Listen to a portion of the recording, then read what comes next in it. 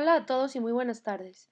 Mi nombre es Jessica Estreza Calcoen, expediente 00282793. Actualmente soy alumna de la Universidad de Anáhuac, México, Campus Norte.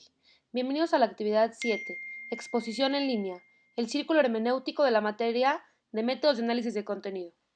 La siguiente exposición viene de dos textos muy interesantes, llamados La hermenéutica aplicada a la interpretación del texto y el uso de la técnica de análisis de contenido y la hermenéutica filosófica de Gadamer.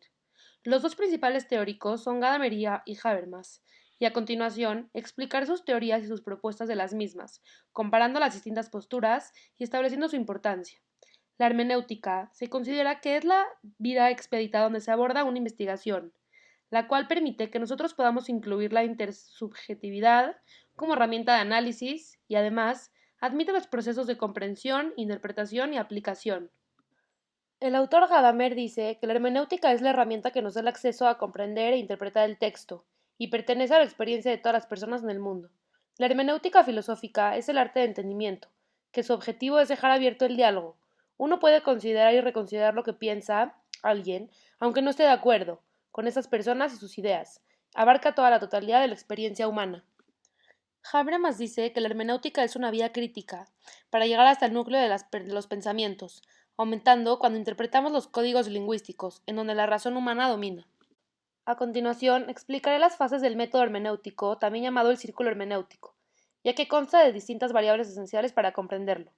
El círculo, primero que nada, necesita la disposición del sujeto de cómo va a interpretar la acción de comunicación, basándose en el componente teórico para poder ir desglosando los significados. En segundo lugar, se necesita ser riguroso en el método y debemos adecuar la temporalidad y el contexto social, cultural. Y en tercer lugar, la capacidad de proyectar, indicando la construcción de discurso.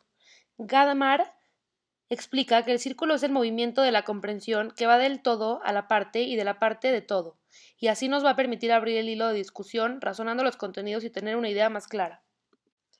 Habermas explica el círculo como la semántica que se amarra a los hechos sociales, y se analiza más la estructura de los mismos sin quedarnos solo con lo superficial. En esta parte de la exposición explicaré cada fase del círculo. Primero que nada debemos hablar de la comprensión.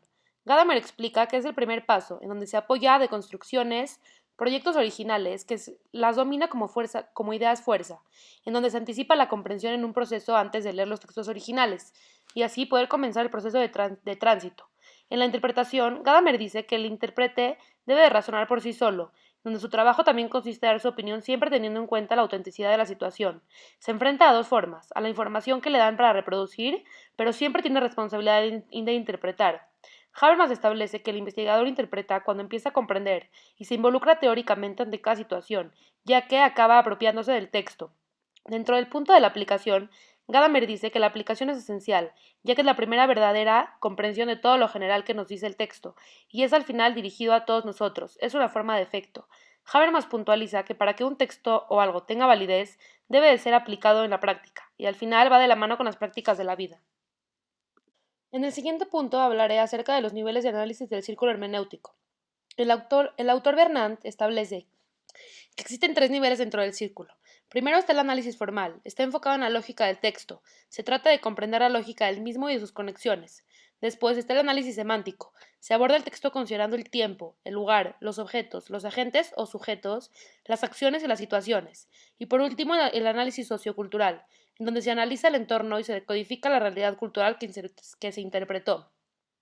Teniendo en cuenta las posturas de dos autores, y ya que nos sumergimos en el mundo de la hermenéutica, les explicaré cómo podemos interpretar un texto por mediación hermenéutica. ¿Se acuerdan del círculo de la comprensión, la interpretación y la aplicación de información? Espero que sí, ya que serán necesarios para este proceso. Debemos intentar pasar de nuestros conocimientos que ya tenemos hacia uno científico y crítico, y debemos investigar las relaciones con las teorías para obtener una comprensión crítica de la realidad, y no desvariar, ya que en un momento a otro podemos perder la autenticidad del texto.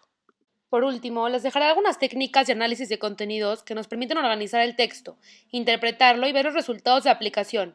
La metodología del Q nos permite categorizar todo el círculo que les mencioné, interpretar las categorías, construir una red de interpretación y representar en esa red una imagen, una matriz o un mapa. Otra técnica es el holograma, en el cual se intercambian significados y les debe de quedar algo así. Por último, los mapas conceptuales, ya que permiten representar un conjunto de significados en donde se organiza la información desde lo más general hasta lo más particular. Para concluir, podemos decir que Gadamer, su propuesta consiste en integrar el proceso de la ciencia y el de nuestros pensamientos propios en una concepción unitaria de la experiencia de mundo donde se inclina a comprender las condiciones de la solidaridad humana. Por otro lado, los autores explican que los vínculos entre nosotros abarcan la realidad más profunda y la hermenéutica es necesaria mas no suficiente, ya que todos nosotros tenemos la capacidad de razonar y al conversar nosotros trascendemos al límite. Si dialogamos nos volvemos capaces de esperar comprender más y comunicar más. Todos debemos de aprender a escuchar mejor.